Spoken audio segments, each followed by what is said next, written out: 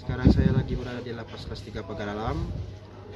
Saya akan main ke dalam lapas kelas 3 Pagaralam, di mana di sini kan terdapat 184 warga binaan lapas Pagaralam, di mana juga di sini terdapat ada kasus dari kriminal, korupsi serta narkoba. Namun di dalam tersebut 85% itu kebanyakan kasus narkoba. Di sini juga mereka mendapatkan perlakuan yang baik, mendapatkan pembinaan serta mendapatkan pencerahan yang luar biasa. Yuk main ke dalam.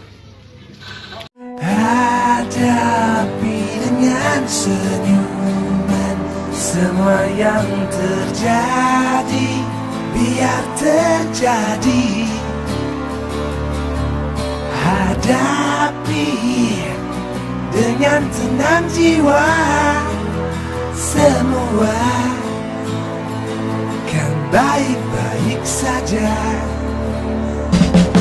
Bila ketetapan Tuhan sudah ditetapkan, tetaplah sudah.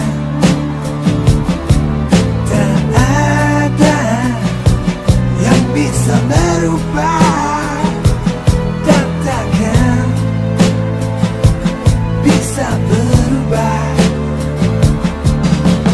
Relakan saja ini, bahwa semua yang terbaik,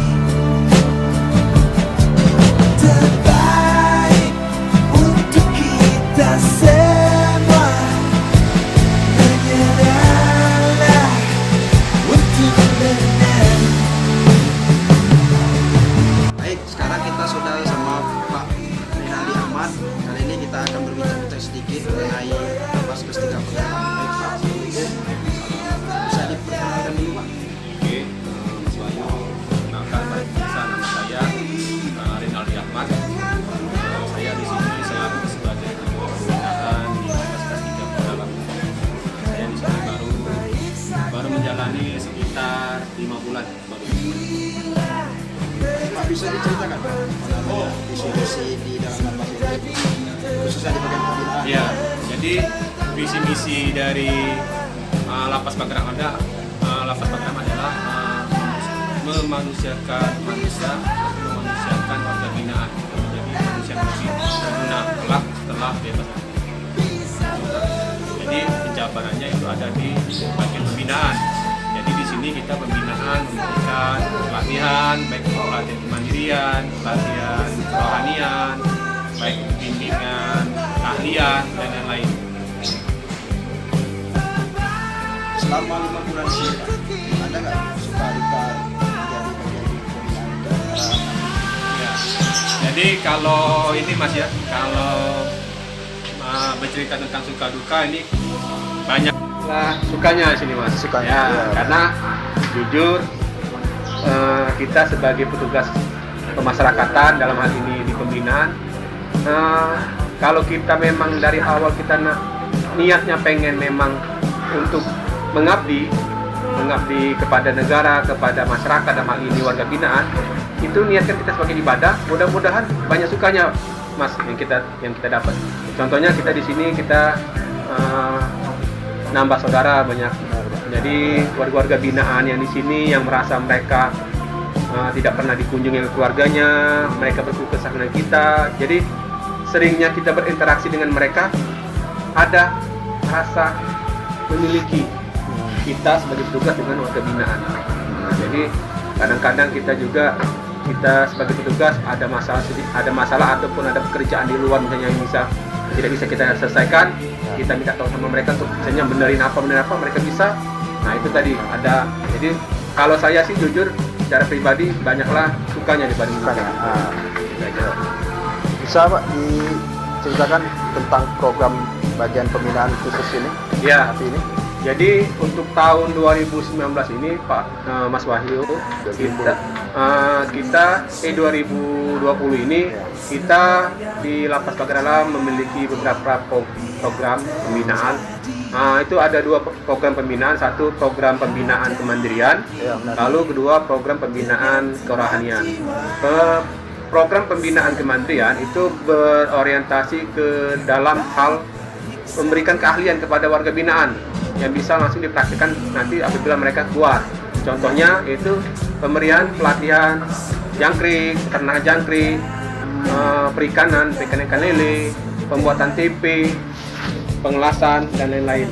Sedangkan untuk pembinaan kerohanian atau kepribadian itu kita lebih bersegmentasinya kepada kerohanian, mengembalikan mental mereka, untuk mereka bisa merasa bahwa mereka tidak lagi down, bahwa mereka bisa terkucilkan dari masyarakat. Kita tumbuhkan rasa kepercayaan diri mereka bahwa mereka sudah berubah, mereka sudah siap untuk diterima lagi di tengah-tengah masyarakat.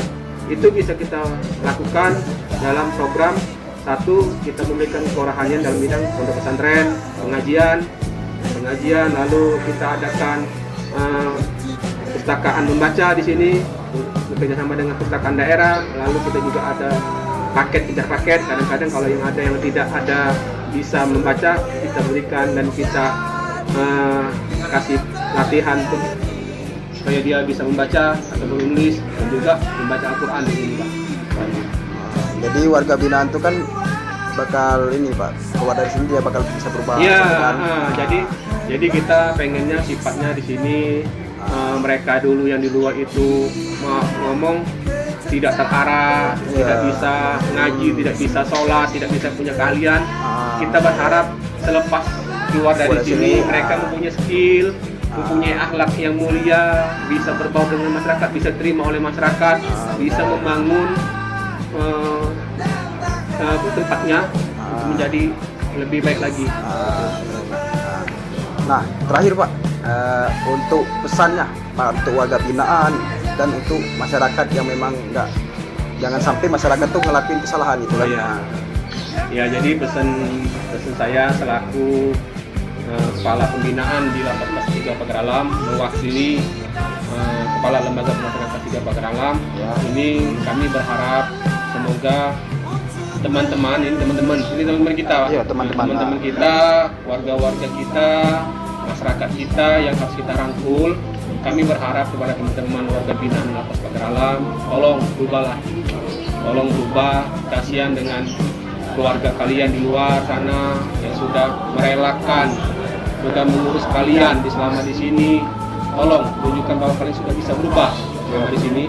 Apapun yang kalian dapat di sini, tolong diaplikasikan keluar. Jangan lagi mengulangi kesalahan yang telah dilakukan. Cukup satu kali ini sebagai jadi pembelajaran.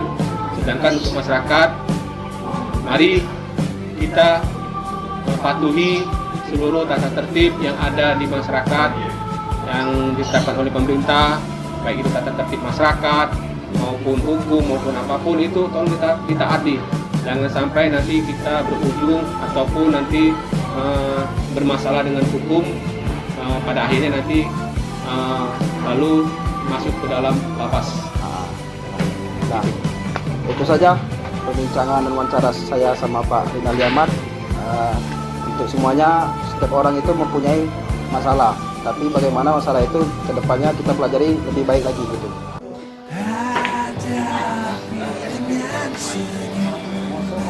Semua yang terjadi biar terjadi. Hadapi dengan tenang jiwa. Semua kan baik-baik saja. Bila ketetapan Tuhan sudah ditetapkan. Oke, Kak, sekarang perkenalkan dulu Kak, siapa namanya? Nama Yoga Rida Kusta. Alamat rumah gitu kan. Kalau alamat sinilah di Kampung Purwosari. Umur 25 tahun. Dalam sini kasus apa bisa masuk dalam sini? Narkoba ya. Bisa tidak diceritain awal mula kejadian bisa kasus seperti ini? Awal coba-coba tuh lah. Coba Dari teman ya. Teman terusan ya. Oh, jadi diponis berapa tahun? 4 tahun 2 bulan. Oh, di sini sudah berapa lama? Di sini udah 1 tahun 2 bulan. Ada keluarga yang menjenguk sini? Ada, cuman sebelum COVID. Sekarang kan belum bisa. Di sini sudah dapat pelajaran apa ya? Di sini Banyak, Mas. apa bisa disebut? Ngaji, Ya, sholat kan. Ya, sekarang udah pintar masak juga kan. jadi ada positifnya di sini. Ya, Ya. ya. Banyak lah pelajaran di sini.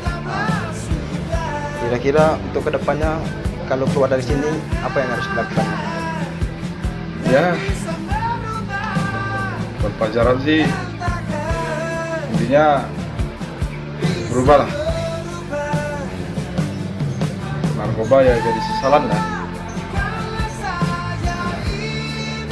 Untuk ada pesan-pesan untuk semua orang apa untuk masyarakat? Pesan buat teman-teman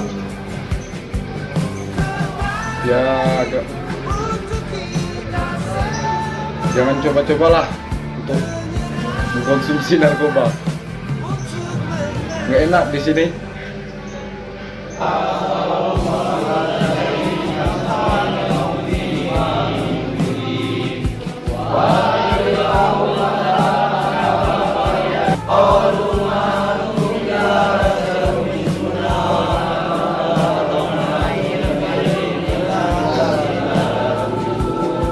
Bu, bisa diperkenalkan Bu namanya? Saya harus memang umur 55 Eh, tinggal di Kampung Purwosari. sudah berkeluarga Bu? Oh, sudah punya anak? 3 anak ya? Oh, ini bisa masuk di sini itu masalah apa Bu itu Bu?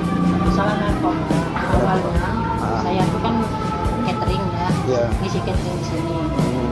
Atau ada yang nitip gula itu ke saya nggak tahu kalau isi narkoba. Saya ini termasuk dijebak. Saya nggak tahu. Pas pemeriksaan saya kasih semua. Itu kan yang namanya setiap kita masuk kan dikasih pemeriksaan di sini kan. Saya kasih semua. Akhirnya dibuka di dalam gula itu ada narkoba. Putusan hakim itu berapa lama Bu di sini? 4 tahun bulan. 4 tahun. Ini sudah jalan berapa lama? Sekitar 2 bulan. Setahun 6 bulan ya? Oh. Ada nggak keluarga atau anak suami dijenguk di sini? Sebelum COVID ini tiap hari ada kesini. Lalu sekarang kangen nggak sama keluarga Bu? Kumpul keluarga? Saya cepat pulang gitu kan, bisa ngurusi keluarga lagi, bisa saya berusaha lagi di luar.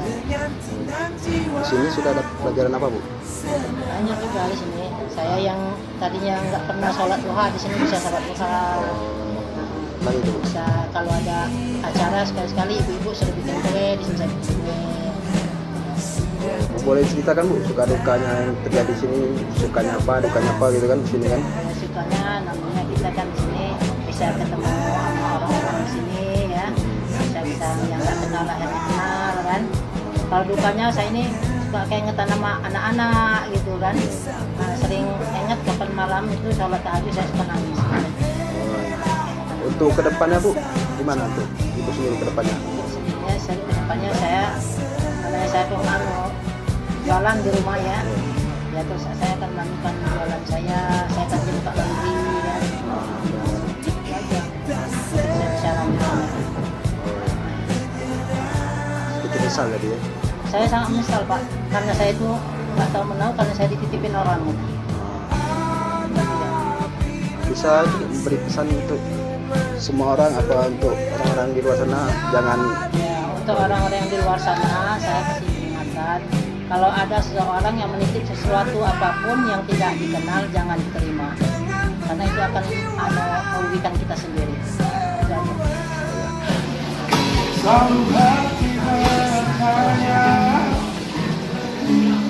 adakah kasih suci dalam cinta? Adakah cintamu?